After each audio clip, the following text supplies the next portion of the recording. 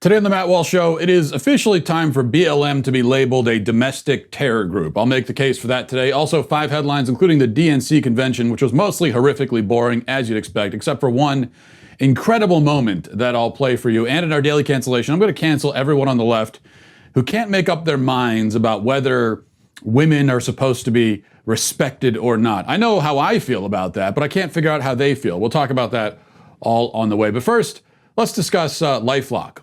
Look, you need to secure yourself when you're on the internet, protect yourself, or you leave yourself open to the bad guys. And there are a lot of them out there, I'm afraid to say. Here's some troubling news, for example, for companies who utilize enterprise VPN for employees working from home. Over 900 VPN servers at a large enterprise security provider were hacked. Usernames, passwords have been shared on a forum used by ransomware gangs. Enterprise VPN servers are used to give employees secure access to corporate networks. Compromised VPN servers can allow hackers access to a company's entire internal network. And that's why we need to be responsible, protect ourselves.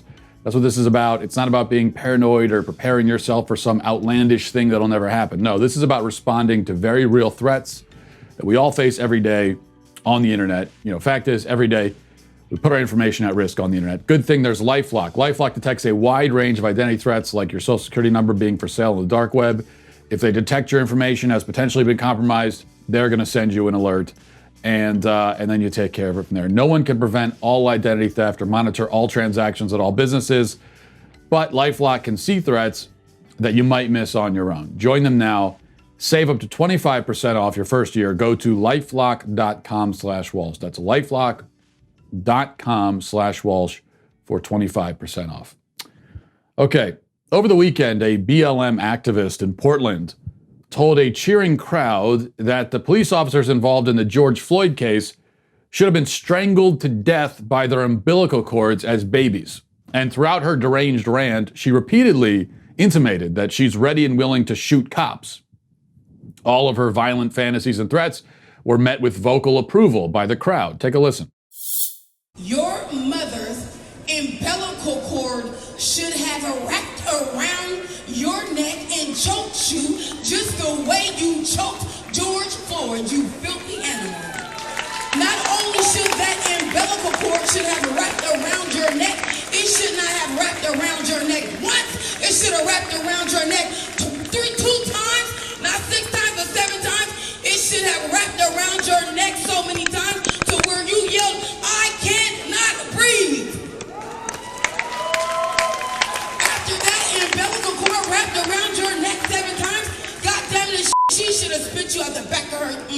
You think that you a good person because you have a gun. My comrades already know. I tell them every Thursday, right there in their face, I know you got a gun, but so do I. Go ahead and shoot me. I'm shooting back. Am I lying, my comrade? You shoot me, I'm gonna shoot you back. Now, this is even more deranged than the BLM leader in Chicago we talked about last week, openly encouraging and defending looting. And in case you didn't hear that, I'll play it again for you. Listen to this. I don't care if somebody decides to loot a Gucci or a Macy's or a Nike, because that makes sure that that person eats. That makes sure that that person has clothes. That makes sure that that person can make some kind of money because this city obviously doesn't care about them. Not only that, that's reparations. That is reparations. Anything they want to take it, because these businesses have insurance. They're going to get their money back. My people aren't getting anything. So you see, this kind of rhetoric from BLM is very common. And lest anyone make the mistake of taking those violent words from the BLM leader in Portland as empty bluster, it was only hours later that BLM and Antifa activists beat a man unconscious and left him unresponsive on the street. We discussed this yesterday as well, but I'm not quite ready to move on, like the media certainly is anyway. BLM tried to kill a guy in full view of cameras. I think this is a pretty big deal. So we'll play some of that footage as I continue talking here if you haven't seen it. The lead up to this latest bit of barbaric violence has come into fuller focus. It appears that the victim attempted to drive away from an angry mob and crashed his vehicle in the process. He was then, quote, detained not by cops, but by the rioters, some of whom were sporting jackets that ironically said security. They continued to threaten the man, randomly pummel him until one activist ran up from behind, kicked him in the face, and sent his head crashing into the pavement. While he lay there unconscious and bleeding, they robbed his truck and continued taunting him. Police were nowhere to be seen throughout this entire incident. Nothing that happened in Portland that night was new. And if they succeeded in killing the victim, and this was attempted murder, that wouldn't be new either. In just the first few weeks of rioting, nearly 20 people were killed. We're now approaching 3 full months of violence and anarchy with no signs of abatement. The rioters have essentially held Portland hostage for weeks. In Seattle, they've made their way into the suburbs where they're terrorizing communities, demanding that residents give up their homes. They caused $500 million in damage in Minneapolis. In Atlanta, they killed an 8-year-old child. And if we zoom out a little bit farther, we see that the death of George Floyd was merely accelerant on a fire that had already been burning. Antifa has engaged in open political terrorism for years. Leftist protesters, quote unquote, have long since been emboldened to flout laws with impunity. Recall the climate activists last year, feels like a million years ago, just last year, periodically shutting down traffic in cities across the country. An act that we should always keep in mind is, in fact, illegal, despite how it may seem, given that leftists do it so often and are never arrested for it. BLM specifically has been wreaking havoc and destruction ever since it gained national recognition on the heels of the completely justified shooting of the violent criminal Michael Brown in Ferguson, Missouri. BLM riots in St. Louis, Baltimore, and elsewhere caused damage years ago from which those cities still have not recovered. In Dallas in 2016, 5 police officers were executed during a BLM protest. The point here is that these incidents are not isolated. They are not spontaneous. They don't even have anything to do with George Floyd. This is part of a growing and coordinated movement, a movement explicitly supported by many of the Democrat mayors and governors of these cities and states where this is all happening. And the support goes higher up than that, all the way up to the most prominent Democrats in Congress. As we played yesterday, on the same weekend that left-wing activists were dragging a man out of his crashed vehicle and beating him half to death, Representative Ayanna Pressley went on MSNBC, called for more unrest in the streets. What we're witnessing is certainly not a protest, and even the word riot doesn't quite capture it. This is a movement, well-funded and supported, to destabilize our society and overthrow our government. It is insurrection. And the insurrectionists are quite clear about that, if only we listen and take them seriously. Fortunately, there's an act for that. President Trump should do what he has repeatedly threatened to do, and invoke the Insurrection Act to deal with violent criminals who are currently engaged in this coordinated campaign of terror and destruction. We use the military to establish order in cities 10,000 miles away, protecting citizens that are not our countrymen in parts of the world most of us have never been to. If the military can do that over there, they can do it here. And to those of us who came of age in the era of nonstop interventionist war in the Middle East, it seems at first scandalous to suggest that the American military can actually be used to protect American cities, but it can and should. These violent elements will not stop until they are made to stop. Only overwhelming force at this point can accomplish that. And it's time for President Trump to do what needs to be done. Months ago, Trump announced that Antifa would be declared a domestic terror group. He tweeted that. Remember that? What happened with that? What came of it? Why aren't Antifa leaders being rounded up and prosecuted? If you consider them domestic terrorists, which they are, BLM should get the exact same label. BLM is a domestic terror group. It has been using violence and terror to get its message across for years. And as you have heard yourself, its leaders openly justify and advocate for those methods. That is terrorism by any definition of the term. And if somehow a label like domestic terror group still sounds harsh to you when applied to BLM, then I would suggest, first of all, that you get your head out of whatever hole it happens to be stuck in at the moment. And second, I'd ask you to imagine what would have been said about the Tea Party and how the Tea Party would have been treated by Obama if any single one of these violent incidents from a BLM rally had happened at a Tea Party rally. I don't even mean all of them. I mean just one of them. Take one at random. Take just the latest. Imagine a white Tea Party activist kicking a black man until he's unconscious, and then imagine other Tea Partiers robbing him while he lay there, bleeding on the pavement, and assaulted his girlfriend or his wife while they're at it. You can't imagine this sort of thing, really, because it would never, ever happen at a conservative protest. But imagine it anyway. That alone, all by itself, even without the history of arson and looting and the dead cops and the other dead people and the assaults and the leaders talking about strangling babies, even without that, that one incident would be enough to get the Tea Party forcibly disbanded by the government. And we all know that. Yet BLM does what it wants, no consequence.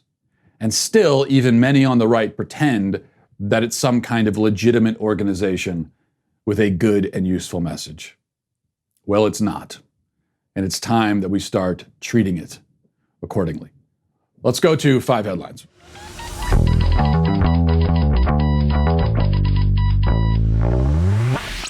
The DNC was last night. I said yesterday that I'd rather stick my face in a blender than watch it. But fortunately, my blender wasn't working. Well, actually, I got the blender working last night, so I was able to do that instead. Blended the old face. You can't tell the difference, though, due to the fact that I'm hideous, But anyway, I didn't watch the DNC. I don't care about it. Though there are 2 clips from the proceedings that I saw that maybe are worth playing and responding to.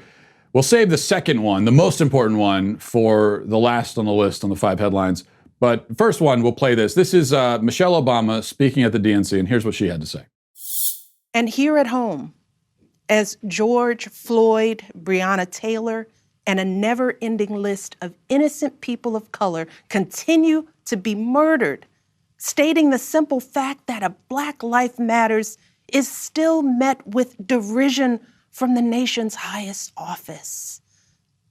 Because whenever we look to this White House for some leadership or consolation or any semblance of steadiness, what we get instead is chaos, division, and a total and utter lack of empathy. Empathy. That's something I've been thinking a lot about lately. Now, I actually agree with her that the White House hasn't done nearly enough to address the chaos, as I was just talking about, but I'm quite sure that she would not like my idea for addressing the chaos. I agree there's too much chaos. More needs to be done, but I don't think that she'd be in favor of sending in the military, for example, which is what should be done. As for the rest of it, she says that Black people continue to be murdered. I agree with that also, and I agree with a lot of this. She's absolutely right. Black people are murdered every day. They are murdered at a far more than any other group. They are at a much higher risk of being victims, both of murder and other violent crimes. All of that is true. But the thing that Michelle Obama doesn't mention, and that no other Democrat will ever mention, is that the vast, vast, overwhelming majority of Black people who are murdered by members of their own race. That's the reality. We can point this out all we want, and they'll ignore it. I realize that. Even so, it must be continually pointed out. We can't tire of meeting these false narratives, because if we do, then there's no hope. Then the narrative wins, and that's the end of it. Because the people on the left who claim to be concerned about Black victims, as we discovered, are really only concerned about a highly specific and limited little sliver of the overall victim category. And, that's the case for Michelle Obama. But let's go to number 2, to the opposite of Michelle Obama. Here's someone who really is concerned with Black life, all Black life, Kim Klacik, congressional nominee in Baltimore. She put out an ad yesterday that I think is really spectacular, and it gives a blueprint. Okay, the point here is not just that it's a great ad, which it is, but this is, other Republicans need to look at this, see it as a blueprint. This is how to deal with these sorts of issues. Watch. Do you care about Black lives? The people that run Baltimore don't. I can prove it. Walk with me. They don't want you to see this.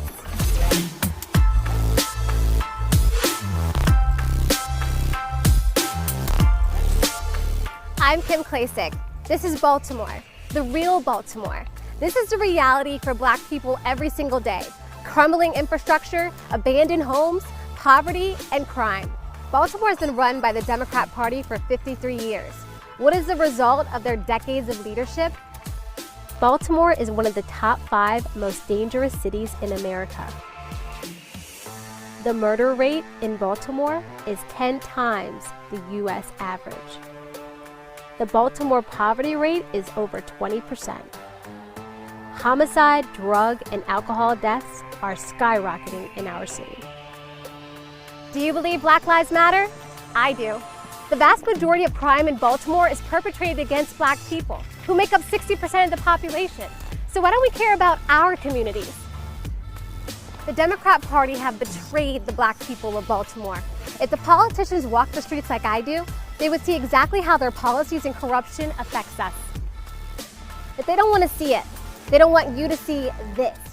Yeah, as I said, great ad. And this is the proof is in the pudding. And this is sort of a showing the pudding type of situation. Because the reality is, as has been pointed out many times, but it's fine to point it out. That can only go so far. Sometimes you have to show instead of tell. And that's what she's doing here. These cities that have been run by Democrats for decades are in shambles. And when I say shambles, it's like literally, you look at those images, and what you're seeing there, someone who's lived around Baltimore. I lived in the Baltimore area myself for many years. I didn't live in the inner city, but I've been in the city many times. I've driven through it. And I can tell you with my own eyes that what you saw there is not even the worst parts of Baltimore. And I assume because in the very, very worst parts, it wouldn't be smart for her to, walk around. It wouldn't be safe. So that's like a few steps up from the worst parts of Baltimore that you saw right there. And it's really, really bad, to put it very mildly. And that's a simple reality. Baltimore's one example. You see other examples all across the country. Chicago, Detroit, even New York now and it's getting worse there. So this is, all you have to do is show it. That this is what happens with Democrat policies. Now let's go, all right, a lot of great transitions here, okay? It's all flowing very smoothly. Speaking of bad Democrat policies, we go to Andrew Cuomo, who directly responsible for the deaths of thousands of elderly people, intentionally exposed them to the virus by sending infected patients into nursing homes. That Andrew Cuomo, just to be specific, is writing a book about his response to the coronavirus, okay? The gumption of this guy.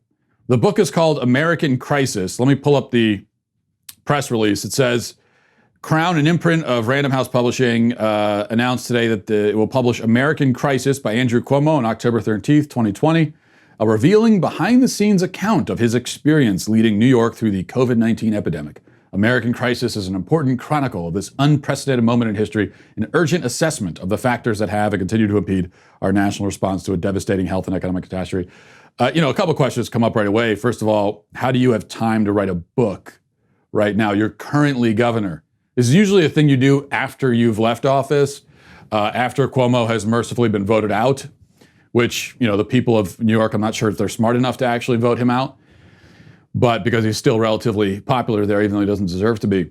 But after you leave, you write the book, reflect. He's writing it while he's talking about how he's handling the pandemic. He's in the middle of all of this, but he's got time to write a book.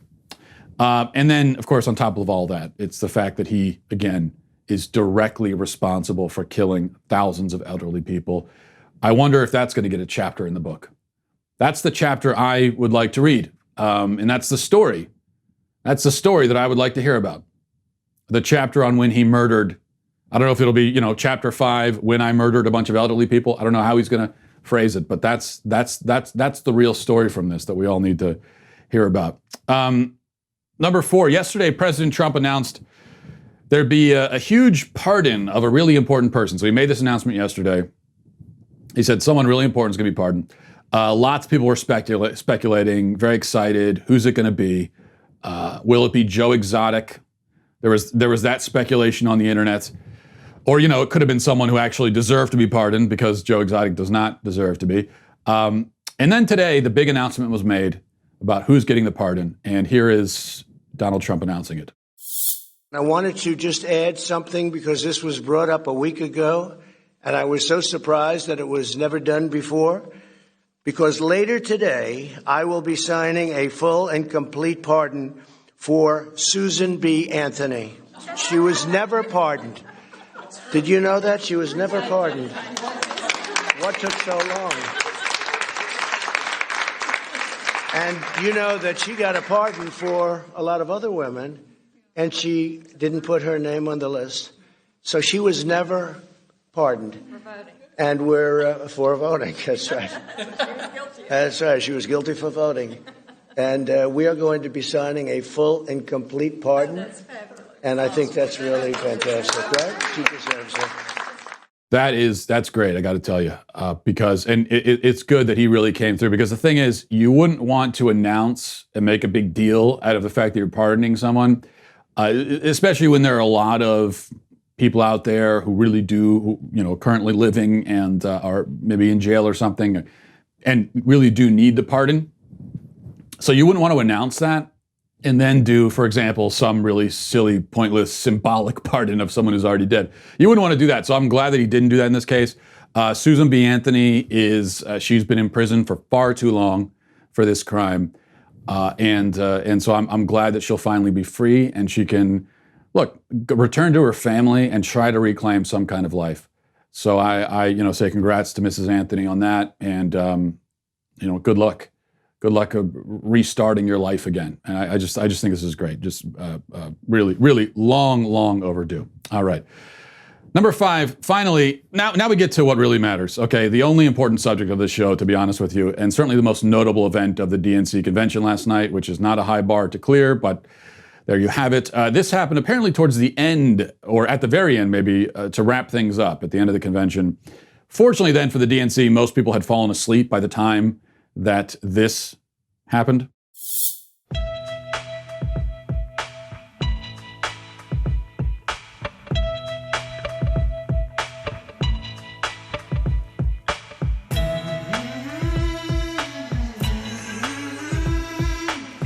There's something happening here.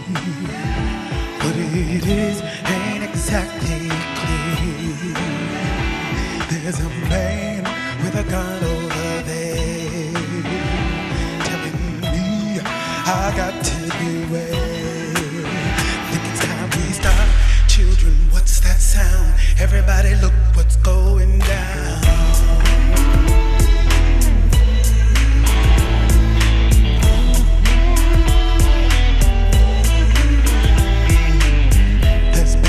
Lines being drawn. Nobody's right if everybody's wrong. Yeah, I don't know what that was or why. What, why, how. I can figure out the how, but the what and why is really. The Democrat Party is seen as the party that has people working for it who know how to connect with the youth of today. And they really should have involved some of those people in planning their convention. Because I don't know who that's supposed to appeal to. I suppose it appealed to the dude in the video, Billy Porter, who's an actor or something. I'm not really sure what he does. I know that he wears dresses to the Oscars. That's sort of his main thing. That's what he does for a living. And then he might have a couple side gigs as well. But when I see that, I tell you what, when I see that, it brings to mind something I've been thinking for a while, which is that liberals are kind of, and this is going to sound weird, but liberals are kind of going the way of Christian rock, Christian movies, Christian entertainment. I don't mean that it's the same sort of content, okay? What you just saw there, you probably wouldn't see that in a Christian music video, but they're making the same mistake that Christian entertainment industry has made, in that what they're doing is they're starting to think that a piece of entertainment is good as long as it has the right message. The Christian entertainment industry has been doing this forever. They put out absolutely atrocious material, but horrible production quality. If it's a movie, horrible script, terrible acting, a lot of really bad music, okay? But they say, well, it's fine, it's good because it gets the message across. And there's an audience out there for it. It's not as big of an audience as what they could get, but there's a certain audience that all they care about is if it has a Christian message, I like it. Even if it's terrible quality, I still like it. So, but for a long time, what made liberal messaging so effective, in entertainment anyway, is that they actually prioritized artistic quality and entertainment value over the message. They still had the message. They would get the message in there more subtly. But the vehicle for it was a lot sturdier because they were actually paying attention to creating a sturdy vehicle. Recently, though, it seems like they're going the other way. They're putting out movies, songs, stuff like this that's cringy and bad and weird and not good, but it has a message, and so we're supposed to like it.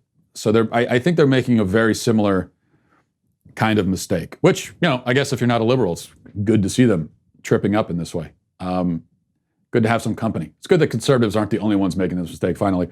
Let's go. In fact, actually, I was going to go to the Daily Cancellation, but before we do, there's one other thing, a bonus story. We'll go to number 6 here. I just wanted to play this for you because I just saw it right before we started shooting here. Alexandria Ocasio-Cortez is planning some sort of movement to help the post office because for some reason we have to prop up the post office. I don't know why. No one is out there trying to figure out a way to keep companies that sell record players afloat. Okay, no one's worried. Radio Shack went under because all they did was sell Walkmans and boomboxes. Nobody was worried about keeping them open. But for some reason, we got to make sure that we keep the post office. The reason why the post office is suffering is that a lot of people aren't using it anymore because we have more efficient and effective ways of communicating. But now all of a sudden the left has decided that we got to keep them going. And this is Alexandria Ocasio-Cortez's idea for keeping the post office alive. Listen. I have been thinking about ways to help you help the post office. And I think I've got an idea, and I'm interested in hearing your thoughts. So one of the best ways to support the post office is to buy stamps. What do you all think? Would you guys be down and excited if I set up a national progressive pen pal program? Do all the work of connecting you to somebody else. We would offer maybe some conversation prompts or postcard prompts and even like a printable postcard format. You just send it out. Would you guys be down? Do you like that idea? A national progressive pen pal program. This is what I'm talking about. Speaking of not being able to connect with the youth, this is supposed to be her thing. AOC, this is what she's supposed to do. And this is what she comes up with, a national progressive pen pal program. It's like an idea that like my aunt would come up with, right? It's like, oh, your grandmother. Let's have a pen pal program. But I'm actually really annoyed at Amanda Prestigiacomo at the Daily Wire, another writer at the Daily Wire, because she had an angle on this that I wish I had thought of, and it really annoys me. But she tweeted, "Is this good for the environment?" Which is a really, really good basic point here. But how does this help? How does the post office help the environment? Where you could, okay, you want to send a letter to someone, you can just email it, and get it there at the speed of light. But instead we want to have a vehicle with fossil fuels driving it to the post office. Then you put it on a plane, depending on where you're mailing it to. Think of all the fuel and all the CO2 and how many polar bears we're killing. But that's okay. I mean, we got 11 years. We're all gonna be dead in 11 years. And AOC wants to speed up the process so that we can be pen pals, really? All right. Great idea there. Let's go to our daily cancellation. Before we do, I want to tell you about our most exclusive membership tier over at the Daily Wire, All Access. All Access members get to join All Access Live, our exclusive live stream discussions hosted every night by each of the hosts, including myself. This Thursday, August 20th, we'll be doing a very special live stream, like a watch party, a live stream for the Democrat National Convention's biggest speakers, hosted by none other than I, Matt Walsh. I've been spending all day talking about how boring and stupid the DNC is and how irrelevant it is. But I'm going to be hosting the watch party because I'm the guy you want, just so I can tell you the entire time how utterly pointless it is what we're doing. But that's really my thing, I guess. The stream starts at 8:45, so don't miss the big opportunity to tune in and watch the final night of the DNC with me. So I'm going to be watching this whole thing. Is that the idea? Oh my God. Anyway, it's going to be a lot of fun. So head over to dailywire.com/Walsh right now to get 20% off all access with coupon code ACCESS. That's dailywire.com/Walsh. Why did I agree to this? I don't know why I agreed. They asked me. They did ask me. I'll be fair. They did say, did you want to do it? And I said, yeah, I don't know why. I don't know what I was thinking. dailywire.com/Walsh with coupon code Walsh to get 20% off your membership. How long is it? Is it like 2 hours? 2 or 3 hours? Okay, let's go to our daily cancellation. Today for our daily cancellation, I'm going to be performing another exciting fan favorite, the reverse cancellation. Now, this is usually the move where people are trying to cancel me, but in one graceful yet devastating maneuver, I spin around and cancel them instead. Today's cancellation will be like that, except it's an even rarer double reverse cancellation by proxy. What that means in this case, I will be reverse canceling not people who tried to cancel me, but who tried to cancel someone else, namely Rush Limbaugh. The cancel mob came for Rush Limbaugh yesterday, as they have countless times, of course, over the past 30 years or whatever it is. What they were angry about this time is that Rush Limbaugh called Kamala Harris a, quote, hoe, and said she was a, quote, mattress for the man she had an affair with years ago in order to jumpstart her political career. Now, the really interesting point about Rush saying these things is that he didn't say these things at all. In fact, the left claimed that he did, but once again, it was fake news. Rush merely read some news stories about how other people had said this stuff and were facing backlash. He didn't even say that he agreed with it. He just read it. So that could be the end of this cancellation. They made up a fake story about Rush, slandered him, lied repeatedly, et cetera, and so forth. Just another Monday for our friends on the left. But this cancellation goes deeper than that. Let us, for a moment, leave aside the fact that Rush didn't actually call Kamala a hoe or accuse her of sleeping her way to the top. Let us pretend that he did say those things, not because he was reading a news report, but because those were his own opinions that he was expressing.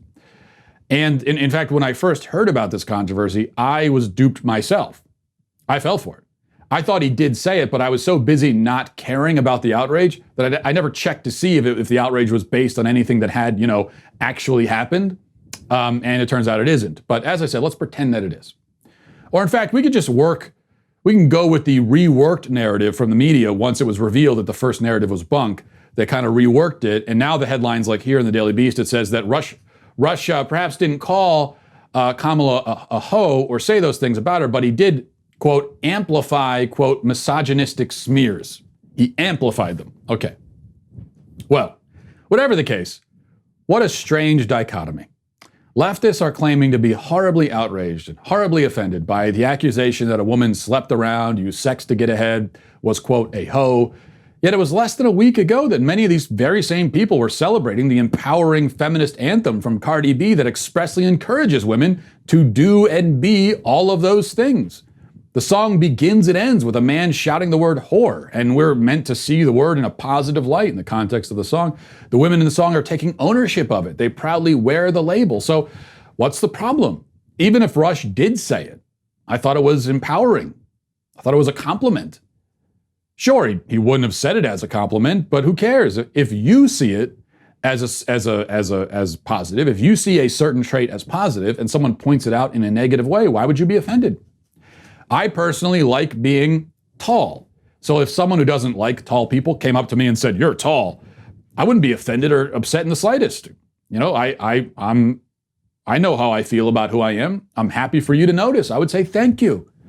The left here wants to reserve the right to be offended by so-called sexist smears, even while taking ownership of those smears and claiming that they're not smears at all, because they're good. So they say, XYZ is good, and then a man comes along and says, "You're an XYZ," and the left recoils, "How dare you?" This just doesn't work. It doesn't make sense. This is the trick the left tries to pull all the time, though. They want at once to reserve the right to tell certain people that they can't say a certain word or make a certain accusation, while at the same time encouraging the targeted group to live out the word, to be it, to embody it, to say it, to proclaim it. They do this with men too, by the way. They tell men to reject their masculinity. But if you were to go up to a man and call him emasculated and effeminate, they would accuse you of a horrendous slur. How so? I thought you said it's good for men to be effeminate. As for women, what's worse, I ask? To call a woman a whore as an insult, or to try to convince young women to actually be that. The first is rude. The second is downright sinister, and certainly far, far, far more harmful to society and especially to women. So this really goes back to the old maxim about how you can't expect people to respect you if you don't respect yourself. The feminist approach for years has been to demand respect for women from everyone except women themselves. They want everyone else to respect and recognize a woman's femininity and dignity, even while working outright to relegate feminine dignity to the societal ash heap. But again, you can't do this. It doesn't work. Either being a, quote, whore is bad, or it's not. I say it's bad. Either women's bodies should be respected, or they shouldn't.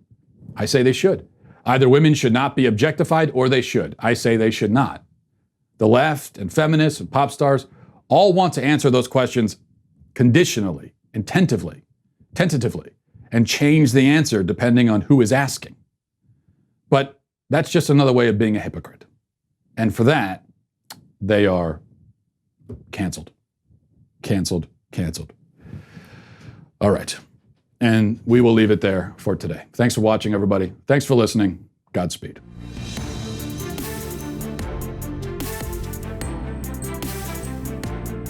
The Matt Walsh Show is produced by Sean Hampton, executive producer Jeremy Boring. Our supervising producers are Mathis Glover and Robert Sterling. Our technical producer is Austin Stevens, edited by Danny D'Amico, and our audio is mixed by Robin Fenderson. The Matt Walsh Show is a Daily Wire production, copyright Daily Wire 2020. AOC wants you to cut down more trees. Joe Biden raps with Cardi B, and a major new development in the Obamagate scandal. We'll get to all of it. I'm Michael Knowles. Check it out on The Michael Knowles Show.